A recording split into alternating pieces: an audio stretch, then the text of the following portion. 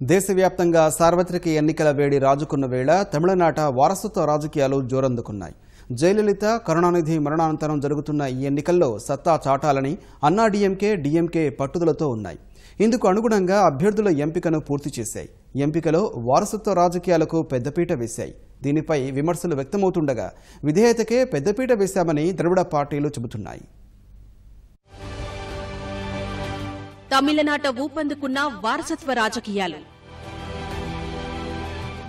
సార్వత్రిక ఎన్నికల్లో నేతల వారసులకే టికెట్ల కేటాయింపులు. డీఎంకే బాటలోనే పయనిస్తున్న అధికార అన్నాడీఎంకే. నిబద్ధత, విధేయత ఉన్నవారికే టికెట్లు కేటాయించామంటున్న పార్టీలు. సార్వత్రిక ఎన్నికల వేళ తమిళనాడులో వారసత్వ రాజకీయాలు ఊపందుకున్నాయి. ఎన్నికల్లో విజయం సాధించడానికి అస్త్రశస్త్రాలను సిద్ధం చేసుకుంటున్న అధికార అన్నాడీఎంకే, విపక్ష డీఎంకే గెలుపే ధ్యేయంగా అభ్యర్థులను మోహరిస్తున్నాయి. ఇదే సమయంలో పార్టీలోని ముఖ్య నేతల కుమారులకు, వారసులకు టికెట్లు కట్టబెడుతున్నాయి. ఈ నేపథ్యంలో వారసత్వ రాజకీయాలను ప్రోత్సహిస్తున్నారంటూ ద్రవిడ పార్టీలపై విమర్శలు వ్యక్తమవుతున్నాయి.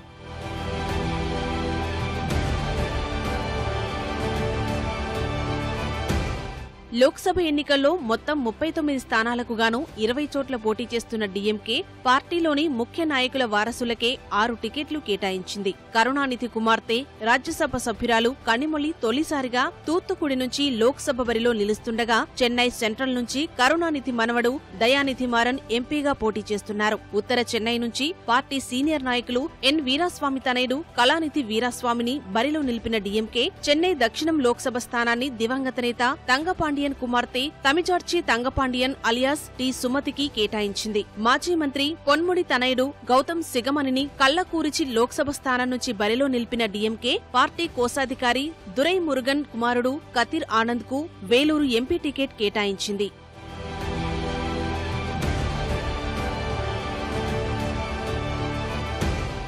మొన్నటి వరకు డీఎంకే వారసత్వ రాజకీయాలపై విమర్శలను గుప్పిస్తూ వచ్చిన అధికార అన్నాడీఎంకే సైతం ఈ సార్వత్రికంలో డీఎంకే బాటలోనే పయనిస్తోంది. మొత్తం 20 స్థానాలలో పోటీ చేస్తున్న అన్నాడీఎంకే 4 స్థానాలను పార్టీలోని సీనియర్ నాయకుల వారసులకే కట్టబెట్టింది. ఉప ముఖ్యమంత్రి పన్నీర్ సెల్వం తనయుడు రవీంద్రనాథ్ కుమార్ తేనీ నియోజకవర్గం నుంచి లోక్సభ బరిలో నిలుస్తున్నారు. సిట్టింగ్ ఎంపీ జె జయవర్ధన్ కు మరోసారి అవకాశం కల్పించిన అన్నాడీఎంకే రాజ్యసభ ఎంపీ పీహెచ్ మనోజ్ పాండ్యన్ ను లోక్సభ బరిలో నిలుపుతోంది. వీరిరువురు పార్టీ సీనియర్ నేతలు డి జయకుమార్, పీహెచ్ పాండియన్ల కుమారులు. మదురై ఉత్తరం శాసనసభ్యులు వివిఆర్ రాజన్ చెల్లప్ప కుమారుడు వివిఆర్ రాజ్ సత్యన్ను సైతం అన్నాడీఎంకే లోక్సభ బరిలో నిలుపుతోంది.